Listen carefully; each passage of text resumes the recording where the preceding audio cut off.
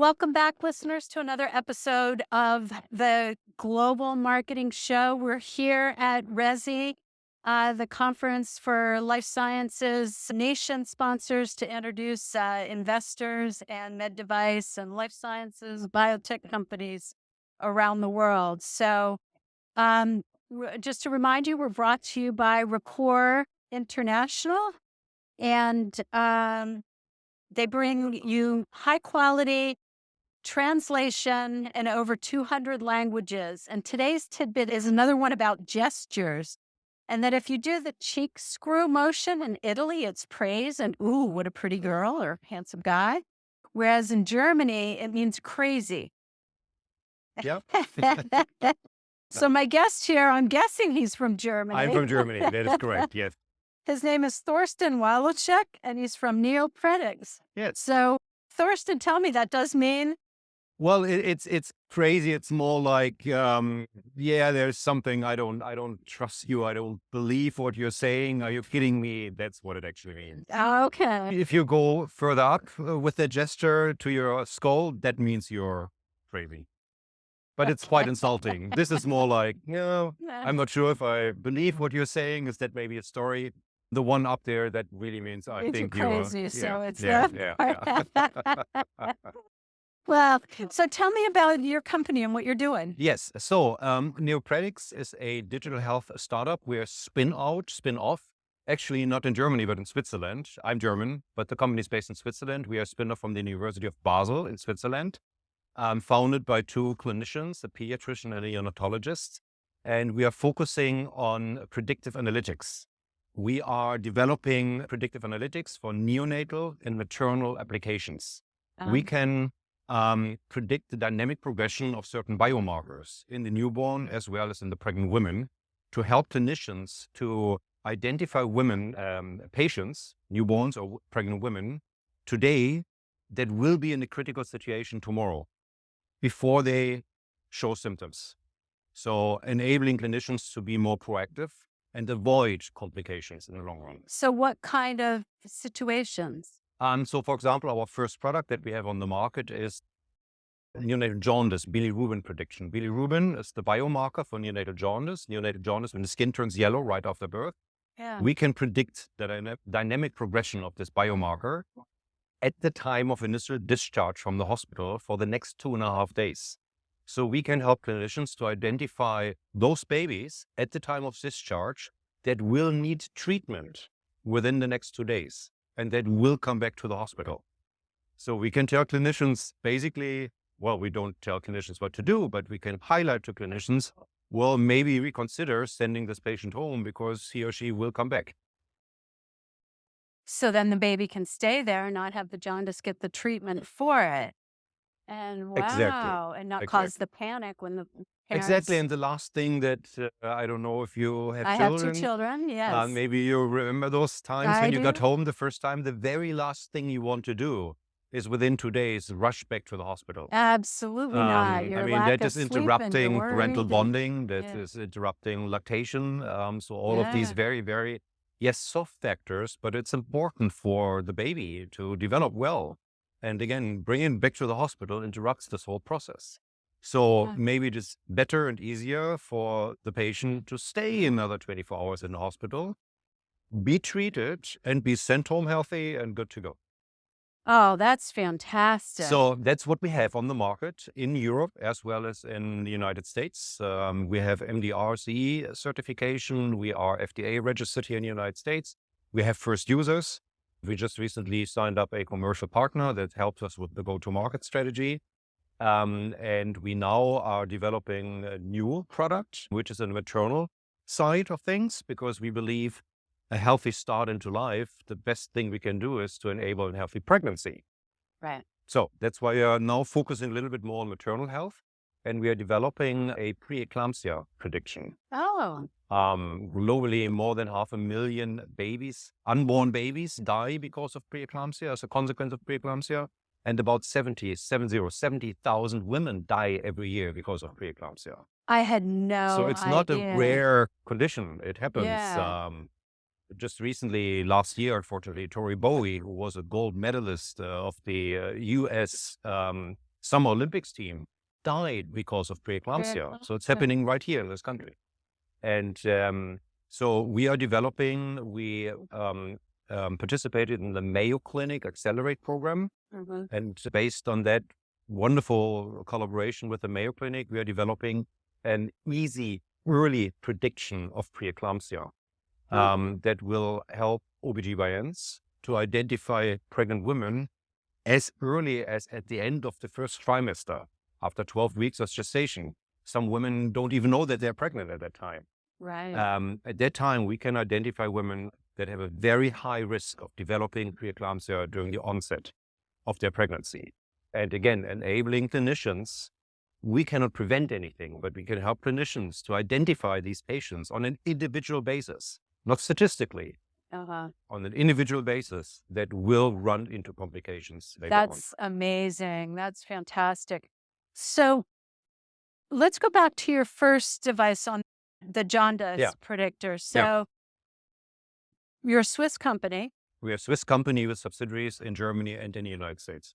Okay. So talk to me about going global. It's a global marketing show. Yeah. So at what point did the company go global? When, when it started doing clinical trials, or after that? And, where did you think? Yeah, the company was founded in 2020, so pretty much 4 years ago. And we started our US affiliate 1 year later, so very early on. So in 2021, we already, prepared the market launch here in the United States. And why the US? Why the US? Because it's still the single unified biggest medical device market in the world. Okay. I mean, my background, I was born and raised in Germany, but I'm a dual citizen. I'm German American. Okay. So for me, I feel very comfortable here. It's my second home. Okay. So for me, doing business in the United States is maybe a little less complicated than for Europeans that are not that closely affiliated with the United States. Okay. So you had a innate familiarity with it. Absolutely. It was easier to come here, Absolutely. which I hear oftentimes with how people pick my countries. whole life was very international. My father was Polish. I was born in Germany. I studied in the UK and in the Netherlands. I lived and worked in Germany and France and Denmark, in the United States. I spent extended periods of times in Southeast Asia. So for me, it's the world. And whether it's American or German or Swedish babies, doesn't matter. It's a baby. And I want to make sure that every baby has the best possible start into life. Right. Yeah. It's so interesting. That's why I started the Global Marketing Show, is because there are so many people that have lived in one country and they only think about that country and they're scared of other countries. And so it's always amazing to me that people who have had early experiences being a global citizen are more apt to do global business. Yeah. Yeah. Yeah. And that's, I moved to a different country when I was 19. Yeah. The first time on my own, not like with my parents. And then from there on, I always went back to Germany. I like Germany a lot, but I always want to experience, the world. And I cannot imagine just being in one country or culture. One country. So you automatically think the world. So absolutely, you start, the first market you enter is the United States. And then where do you think about? So actually we entered the United States, then we went back into Europe, launched in Europe. Okay. It was a second step because of regulatory challenges, quite honestly. And now we are also looking at the Asian market. So we are connected to Japan quite strongly, actually. So, but in the end, it's global. We are not saying, well, we want to be in the United States or we want to be in Japan. We really want to help every newborn baby, every young family, every pregnant woman. Sometimes there's, financial, commercial situations that make one country a little bit more easy to go to than other countries, especially as a small startup company. But in the end, as any health issue, I think it's a global market. And we always say, because we are so focused on maternal and neonatal, we want to serve and support the most underserved patient population globally. And it's always pregnant women and newborn babies. So it's not that here are healthcare disparities, maternal health deserts, and sometimes racial discrimination. it happens everywhere in the world. Pregnant women and newborn babies are always the least taken care of population, no matter where. That's So crazy to me. it's for us as a Yeah. company, it's natural to go global. Right, right. Now, you mentioned regulatory Yeah, challenges, and I always like to get into mistakes and challenges yeah, because I think that's where the real learning yeah. opportunity is for our listeners. What regulatory issues and challenges did you have, and what did you learn from that? So I mean, challenges is a big Yeah. word. I mean, the idea of predictive analytics is software as a medical device, clinical decision support systems. It's all the same thing. It's so new that regulatory bodies, authorities don't yet really understand how to, handle it, because the whole quality management system idea, the regulatory environment, whether it's here in the United States, whether it is in Europe or in any other country, comes from hardware. Because for the last 50, 60 years, ventilators, anesthesia devices, this, that, the other thing, it's all hardware. And Right. suddenly, not suddenly, but for the last 10, 15, 20 years, there's more and more software coming. And now it's predictive software, which is the next Oh, step. right. And the regulatory systems can't keep up with the development. And that makes it challenging for both sides, for the regulatory body as well as for the, industry. Right. So it's much easier to bring a medical device hardware to market, and just the terminology, software as a medical device, already tells you there's something, we're trying to match something which wasn't meant to be matched. Oh, okay. So just getting them to Yeah, understand what it is and how it's using it and how it needs to be authorized and why it can't exactly. just be So that's duplicated a by challenge, not anybody. only for our company, but Yes. for any company in that field. And that's globally And, then. and, and that's global.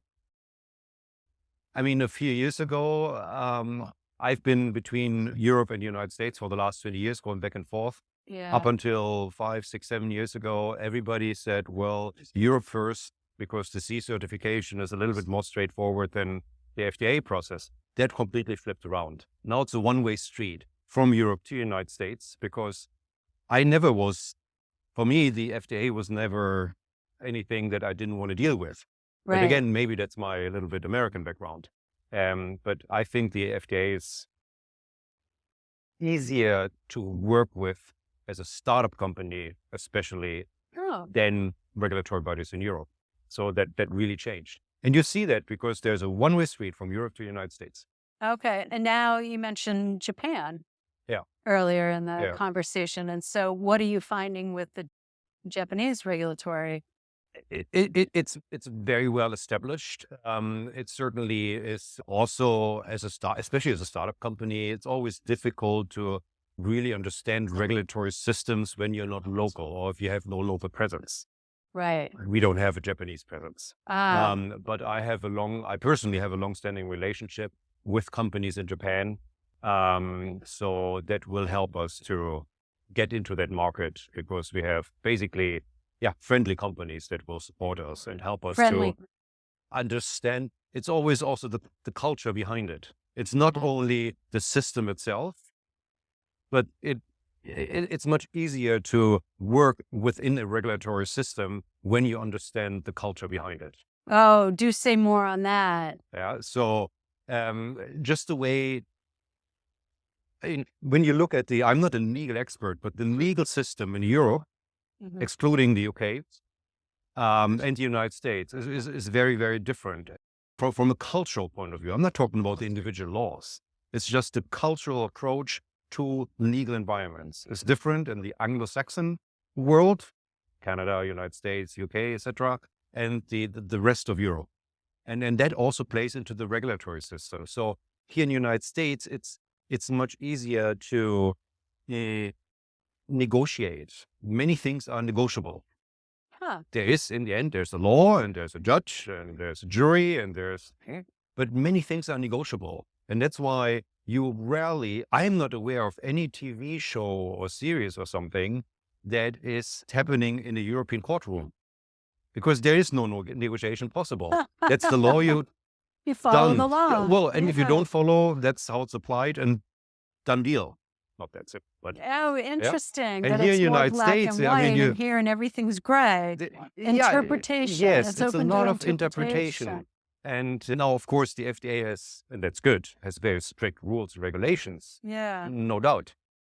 But in order to understand how to maneuver in that environment, actually, there's more wiggle room. There's more ways to find the right path to market Yes. than in Europe, because black and white in Europe. And Okay. if it's black and you're on the white side and it Yeah. doesn't really Sorry. work, Yeah. then it doesn't work. Then start over. And here you can negotiate. So you said you have connections in Japan. You have friends Yeah. that can help you with Yeah. the culture. Are they in the same, like, maternal health and Yeah, young? it comes. I worked for the most of my life in the neonatal environment.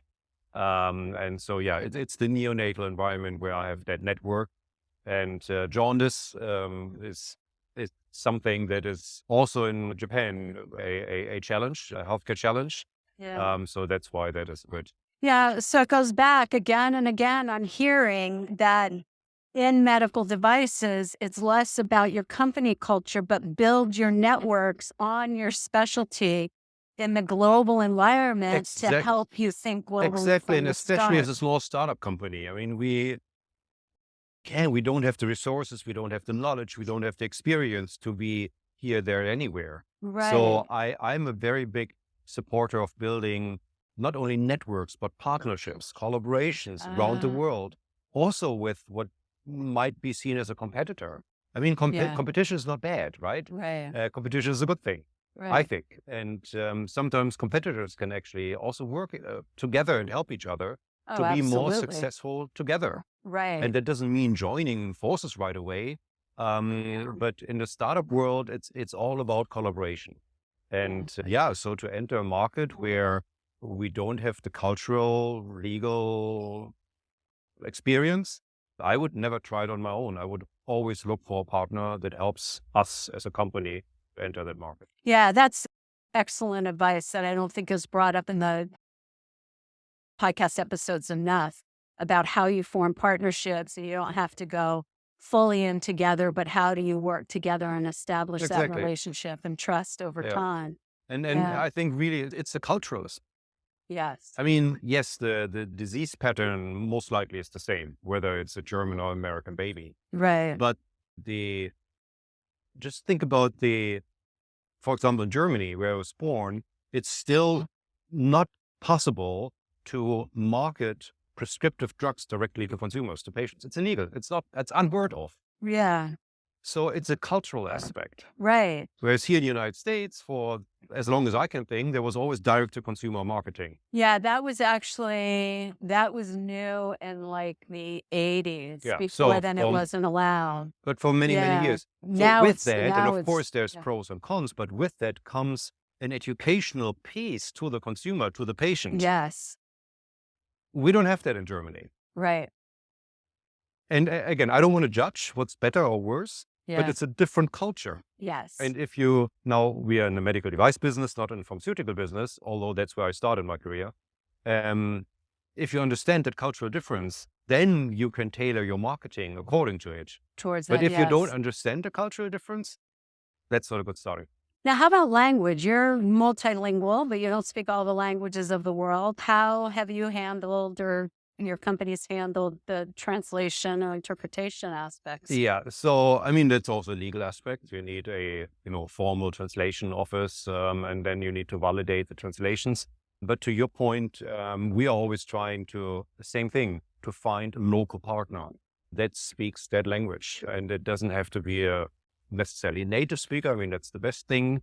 But if we want to go, I did a lot of business in Brazil. If you want to go into Brazil, well, find somebody who speaks Portuguese and don't work through an interpreter. Work with somebody who speaks the local language.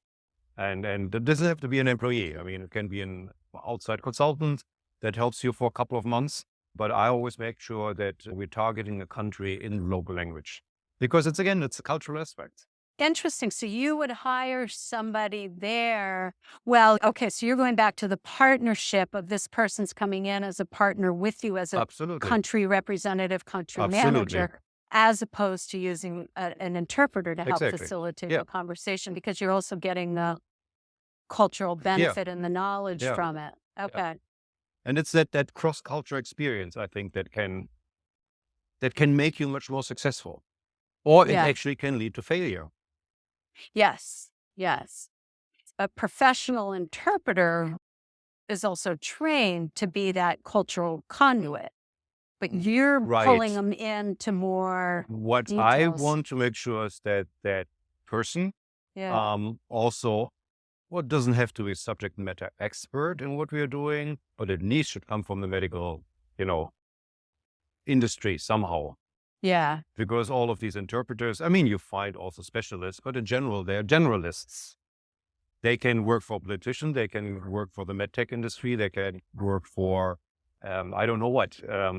But again, in medicine and medical devices and healthcare, I think it's not just the language, but it's also, again, the cultural aspect of the language that plays a Yeah. major role. Yes. And translating an instruction for use, for example, that is Yeah. legal necessity. Yes, it can be translated correctly, but it's still not reflecting the culture of the language. So the translation offices that we are working with, they do the grammatically correct translation. And then we run it by a local native speaking subject matter expert who then Mhm. changes individual words to make sure that the Yes. culture is also reflected. Yes. Okay. That's what we certainly see, at Rapport International when Yeah, people are having us do a translation. Yeah, get your local people to review it, but bring the yeah, changes back to yeah, develop the lexicon with the person who yeah. is doing it. That's the best way to do it. Absolutely. And so, Yeah. I mean, it's always fun, and I love to travel. I love to work in foreign countries or new countries where I haven't been to, but doing business is another story in such a country. And Yes. yes, it takes time, and then time is money, of course, but I would Very rather, American saying. Yes. I would rather limit the exposure in the beginning and make sure that you understand this culture. And so for us, it was, for me, especially natural to come here to the United States because Yeah. yes, I have a very strong European background, but I think I have a understanding of American culture. Yeah. So it So was for how me a did natural you fit. develop, because I can see somebody listening to this that says, okay, I'm coming out of one of these academic Yeah. institutions here in the United States. This is what I know. I'm in this field. How would you recommend they go about developing the partnerships in their field globally rather than just in the US? Well, attend such conferences in Europe, for example. That's one Oh, way. like Uh, go to Resi in Yeah, Barcelona, Resi in exactly. London. Yeah. And as well as you find here, when you come to the United States, there's, at least I know, a few cultural coaches, trainers that give you a first introduction to American business culture. It's not necessarily about the language. Pretty much everybody coming from Europe speaks English, but American business culture is a different thing. And Yes. there's trainers here in the United Yes. States, coaches that help you to understand how to maneuver that Yes. business culture. The same thing is available in pretty much every country. Now it's a different story when I'm from the United States. If I want to go to Europe, Europe is not one country. It's No. not as it's not as harmonized as one might think or Yeah. as I would wish. There is Yeah. no United States of Europe. So we have so many countries, even more languages, because some countries have more than one language, and you need to pick a country. I suggest to pick a country where to start. Doesn't Ah, have to be Germany. It's the largest population. It's the biggest economy. Yeah. yeah. But it doesn't have to be Germany. Pick a country where you want to get your foot in, where you have your, anchor point, and go from there and learn in that country, learn about the European culture, and then pick the next country. But don't go into Europe. That doesn't mean anything. Right. Go Right. into one country in Europe. Yes.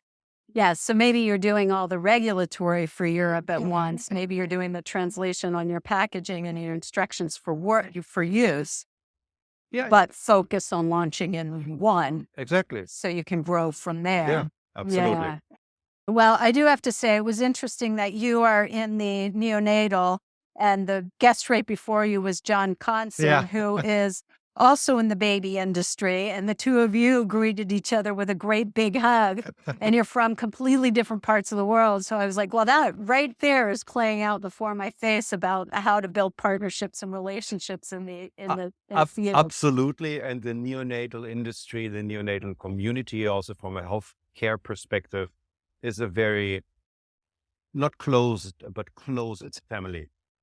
I think we know each other, whether we are competitors or friendly competitors or just in that business. And neonatology, taking care of babies, is just something very special.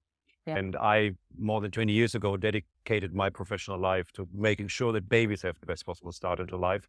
And anybody working in that part of the industry is not signing up to my vision, but can share that. Can share Absolutely that. share that. Yeah. And so it was wonderful to see John here. I didn't expect that. Yeah. Well, I was chuckling because I didn't realize that you two were placed next to each other and we're going to know each other, but it's wonderful. So, this question is coming. Yes. What is your favorite foreign word? There's many. One is I lived and worked in Denmark, learned the language. I'm not fluent anymore. It's many years ago. But there's a word called hygge. Okay. You heard about it? I have, but go ahead. You have heard about it. So hygge means there's not one translation. It's to be comfortable. It's feeling pleasant. It's a nice environment. It's a safe environment. It's a relaxing environment. Yeah. That means hygge, and it can be used in various forms as a description of a place, of a house, of a spot. It can be a verb. It can be it's a whole environment. Yeah. And the Danish culture is very good at creating this hygge culture, which just makes you comfortable and relaxed and makes you feel safe and welcome. And I think it's a wonderful world and it's a wonderful concept. Yes, I love it. And I like the way that you explained it too. That was very good and clear, and it captures it. And there is no direct translation. No, there's no direct translation. Yeah. So I like words that don't have a direct translation. Oh, So I do too. Those are the fun ones. Yeah. You're working for a translation agency specifically. Where can people reach you if they'd like to know more or get in touch with you? Well, so there's the NeoPrediX.com website. There's my contact details. We are And can you spell that? NeoPredix.com. Okay. You find me on LinkedIn. My name is very unusual. Thorsten Waloschek on LinkedIn. There's only one. You find me there. So there's various ways of contacting me. Oh, good. Well, thank you so much. It's Thank been you. such an interesting conversation. I particularly liked the partnerships forming that Yeah. and how you do that around the globe. And I have a feeling that you're very good at keeping up those relationships. I try my best. Yeah, good. Well, certainly keep a relationship with me and let me know if I there's will. anything I could do. And Of as course. a thank you, I'd like to give you a copy of the book that I wrote on Great. global marketing, Thank the you. Thank language you of so much. global marketing. Awesome. And please let me know if I can do Yeah. anything for you. Okay. You're going to send out information when the podcast goes out? Or how you do that? Yes, we will send out the information. Listeners, we'll let you know on social media where you can find him. We'll give you more information about his company. And we really appreciate you tuning into this episode that we're recording live at the Resi conference. If you liked it, send it on, rank it a 5, and certainly come back. And if you've got a good guest, send them over to the Global Marketing Show where you can apply to be a guest. Thanks so much, and we'll see you the next time.